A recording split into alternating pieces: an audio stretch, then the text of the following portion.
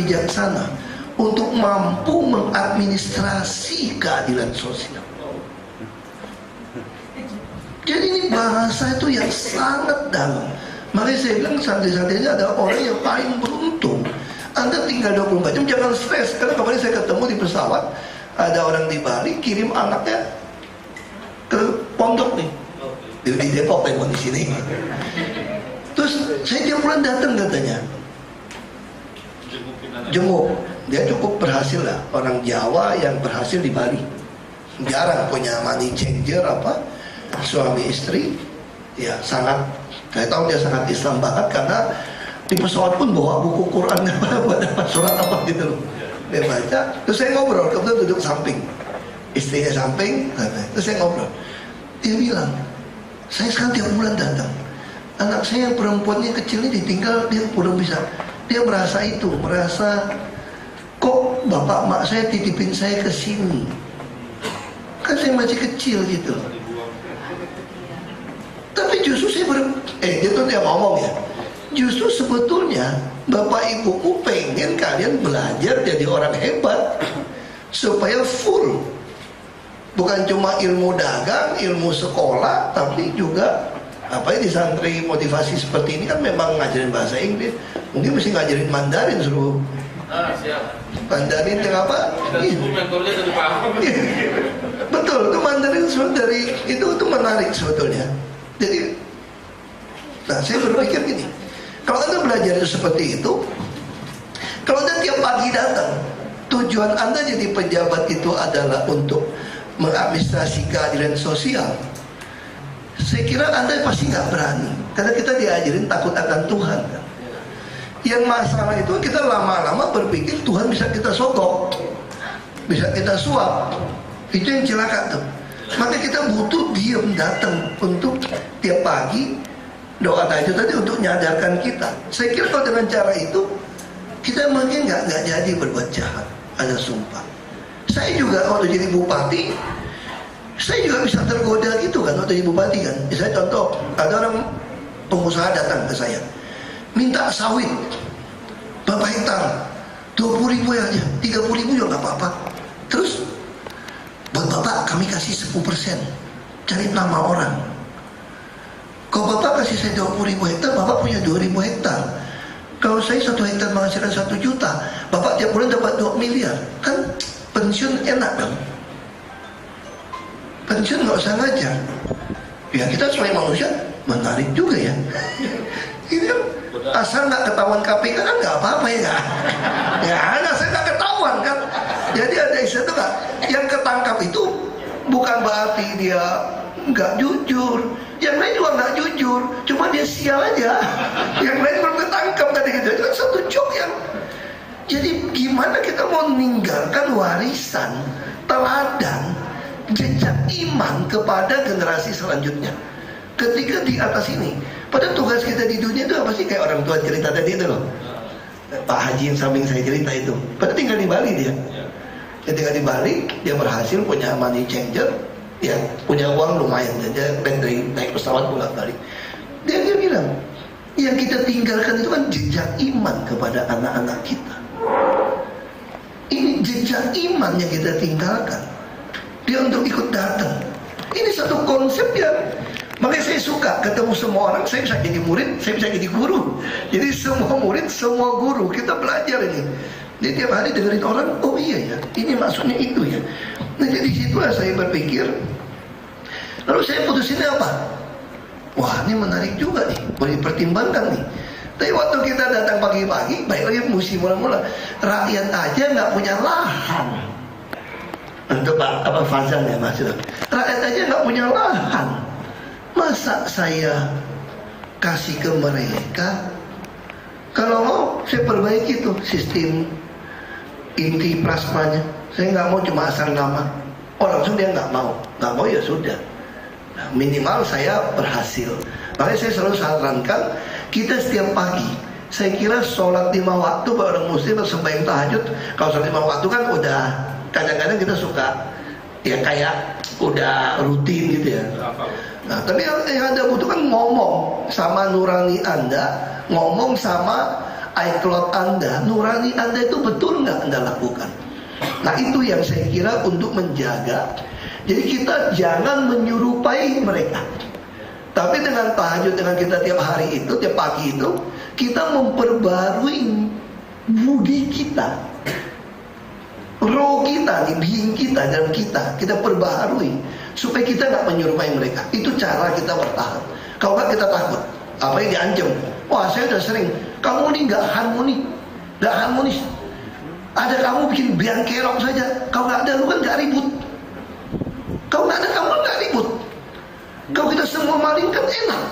Terus polisi mau tangkap kita, mau satu DPRD tangkap semua. Kira-kira gitu. Saya pernah DPRD nih. Jadi itu omongan yang sangat konyol. Begitu bilang enggak, dimusuhin. Ditaruh duduk sendiri, tahu gak? Tapi kita harus percaya, kita nggak boleh menyerupai mereka. Nggak boleh pilih yang mana tadi. Tadi udah jawab sendiri gitu kan.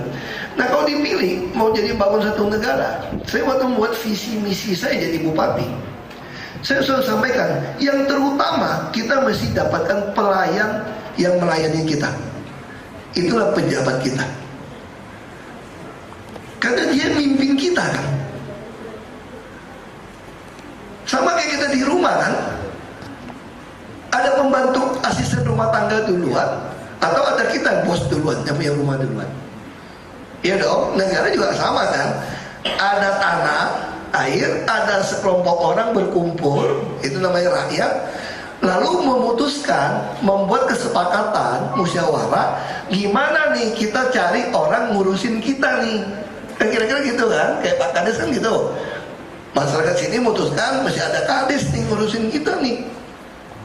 Jadi kalau Pak Kades didatangin kagak ada di rumah terus, pasti kita ganti Kadesnya, betul apa Kades? Ya ngapain? Kok kita nyuruh orang ngurus kita, kok dia nyuruh ngurus dia? Enak aja loh kira-kira gitu. Tujuan pejabat kan itu. Jadi siapa yang mau jadi pejabat paling tinggi, dia harus bekerja melayani yang paling banyak. Kalau Anda nggak mau melayani orang, jangan jadi pejabat. Jadi bos aja loh. Jadi kalau itu apa yang diutamakan dalam sebuah negara? Anda harus punya pemerintahan yang betul-betul mengadministrasi keadilan sosial, dan semua itu akan ditambahkan. Dia pasti salah satu menjalankan meritokrasi, termasuk transparansi. Hari ini kan kita bayar pajak, kita nggak tahu duit kita dipakai di mana. Nah, ini cerita ya, jangan dikeluarin ya, ini dituntut lagi nih. Aku ini udah cukup kuliahnya, nggak usah kuliah lagi. Udah cukup kuliahnya, udah lulus aku nih. Jadi nggak usah nanti dipotong-potong keluarin lagi. Ya motong masuk penjara, tetap gua nggak bebas juga, masuk juga saya. Ya udahlah, tapi udah pengalaman. Tapi itu juga seizin Allah kan. Ibu saya selalu bilang, lu kalau nggak masuk, nggak ada kehidupan hari ini lu. Wah, ibu saya ngomong gitu sama saya. Hikmah terbesar. Kamu beruntung. Benar juga.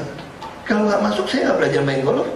Saya, coba nggak belajar musik. Coba bayangin, kalau kemarin saya terpilih jadi gubernur. Kita berpikir pakai cara logika. Terpilih jadi gubernur, tambah sombong, tambah berani, tambah keras. Pistol dikasih 2 lagi dari polisi. Ada suratnya lagi. Itu jangan-jangan nembak orang kita. Nah, karena ibu bilang nggak mungkin. Ada jenderal yang nembak orang juga, akhirnya nembak anak buah kan. Jadi kita pikir nggak mungkin, bisa terjadi. Kalau sudah emosi kan, sudah emosi bisa terjadi. Jadi semua itu untuk kebaikan kita. Kita jalanin nerima.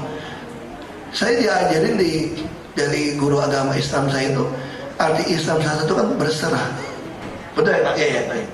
Ya udah, nerima. Orang Jawa paling bagus, nerima aja udah. Jalanin. Nah itu meritokrasi semua akan otomatis. Nah tadi saya mau ngomong apa, tadi saya lupa. Pajak. Saya contoh gini ya. Soal pejabat ini, saya dulu, ini dulu zamannya Orde Baru dulu, bukan zaman sekarang. Dulu saya naik pesawat nih, kan dulu kan saya di Belitung usaha bolak-balik Jakarta. Ketemu kepala pajak di kampung saya nih, kurang ajar nih kepala pajak nih. Tadi nunggu pesawat, terus bilang, lu naik pajak, naik pesawat terus lu ya, bayar pajak kok nggak pesawat. Aku digituin. Awas lo ya, gue periksa lo katanya. Zaman dulu kan aku belum kuliah di Makobrimob kan, apalagi pengusaha kan, langsung gue balas gini, lu nggak ngerti lu orang pajak lu, otak lu taruh di mana? Nah itu Ahok yang dulu tuh. Otak lu taruh di mana? Gua naik pesawat terus ngurangin pajak, tau gak? Gue bilang, karena masuk biaya kan. Sekarang gua tanya lu jadi pejabat naik pesawat terus, duit dari mana lu? Gaji lu gitu kecil, nyolong lu ya? Nah, gitu kan. Itu masih pemahaman nenek lo. Itu kan jadinya nambah musuh kan, langsung nambah musuh tuh. Termasuk oknum BPK juga periksa si bupati ya gitu tuh, banyak ribut. Mana ada mau WTP mau diskretas lah. Nah saya mau cerita ini kenapa hari ini kita bersyukur dengan teknologi gitu canggih, kita jadi manusia yang paling bersyukur hidup di zaman ini. Kita nggak pernah berpikir semua jadi pemimpin redaksi. Semua punya alat HP, bisa bikin kirim kemana-mana, berita semua kirim kemana-mana. Sekarang kita sadar nih, kalau kita naik pesawat ya lihat pejabat naik business class, dalam hati gue udah naik bisnis ya, bawa anak gue itu banyak lo ya, itu duit pajak gue loh, Kita bisa ada dalam otak kita itu ini. Jadi makin lama rakyat itu akan makin pintar. Jadi saya nggak khawatir, yang penting ini saudara Fasan tadi yang mahasiswa, Anda mesti visi mula-mula untuk tetap semangat berdiri untuk kebenaran, keadilan tadi, nggak boleh goyang. Karena banyak oknum aktivis udah begitu masuk dikasih kekuasaan, memble juga gitu, nggak ada lagi ngomong kebenaran gitu lah, jadi nggak bisa. Nah saya harap apa yang diajarin Pak Kiai ini terus dipertahankan sampai kita pulang ke akhirat, nggak boleh berubah gitu. Tionghoa mereka campur-campur, ibaratnya dari zaman Belanda, Tionghoa jadi Islam itu jadi Melayu, Dayak jadi Islam jadi Melayu, kan gitu di Kalimantan sebetulnya. Karena kan kita semua sama, Mongoloid. Makanya gimana Belanda membedakan, ketemu orang Sunda lebih pusing lagi sipit-sipit semua putih-putih. Gimana caranya tahu dia kan? Itu dibuat Stadbank. Jadi Belanda membuat Stadbank, ada 3 golongan. Ini pelajaran keluarga negara sedikit. Jadi Belanda itu menyadari nggak bisa kontrol nih orang dijajah nih. Kenapa dia bisa jajah kita bisa 10 tahun? Dia buat Stadbank. Yang pertama tuh Eropa dan Asia Timur jauh itu ya. Ini kelas atas. Lalu yang kedua, ini orang turunan Cina dan Arab. Yang ketiga inlander, pribumi. Inlander pribumi. Maka zaman dulu banyak orang turunan Cina nggak mau masuk Islam. Ini sejarah. Sebagian nggak masuk Islam. Kenapa? Kalau dia masuk Islam, dia kan turun kategori jadi inlander, pribumi.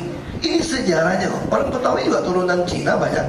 Pasti kok, itu pasti tesnya putih. Jadi langsung. Tapi kemudian terjadi ketidakpuasan. Dulu kan belum ada Indonesia. Belum ada Indonesia nih. Baru Hindia Belanda. Belum ada Indonesia. Lalu orang-orang Cina yang dagang ini begitu gak puas nih sama tekanan si Belanda, suruh bayar upeti terlalu kencang. Mereka punya senjata, punya kapal, berontak. Berontaknya gimana? Ya sama Melayu pegawai-pegawainya loh. Kan dia udah kayak kerajaan juga berontak. Nah setelah berontak, Belanda berpikir ini repot ini. Ya sudah, yang Cina yang gak mau masuk Islam, berarti terkandungan Cina, dibuatlah Chinatown. Jadi di seluruh dunia kenapa orang turunan Cina tinggal berkelompok? Itu karena itu tahanan kota sebetulnya. Jadi kalau mau keluar mesti pakai pas, supaya dia nggak bergabung sama pribumi kan. Lalu kenapa di Banten bisa banyak orang turunan Cina? Karena ada pembantaian Belanda sama orang Cina. Mereka lari ke Banten. Kan sama-sama kerajaan Banten melawan Belanda kan. Nah, supaya lari ke sana, makanya beberapa masih pertahankan tradisi, nggak masuk Islam. Ya jadilah Cina benteng, yang Hitachi, hitam tapi Cina gitu. Dan mereka masih biara tuh leluhur, sembahyang, nikahan.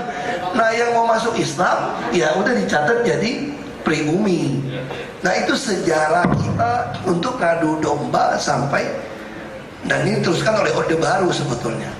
Tapi sekarang saya pikir rakyat dengan teknologi apa makin lama makin pintar, mulai sadar kita diadu domba, gitu loh. Kayak kemarin waktu ribut-ribut gitu kan, orang udah bisa kirim WA, dulu nggak ada WA. Hati-hati, jangan bantai turunan Cina, nanti juga sama yang ngerjain kita. Itu menarik. Artinya itu sudah ada kesadaran yang baru.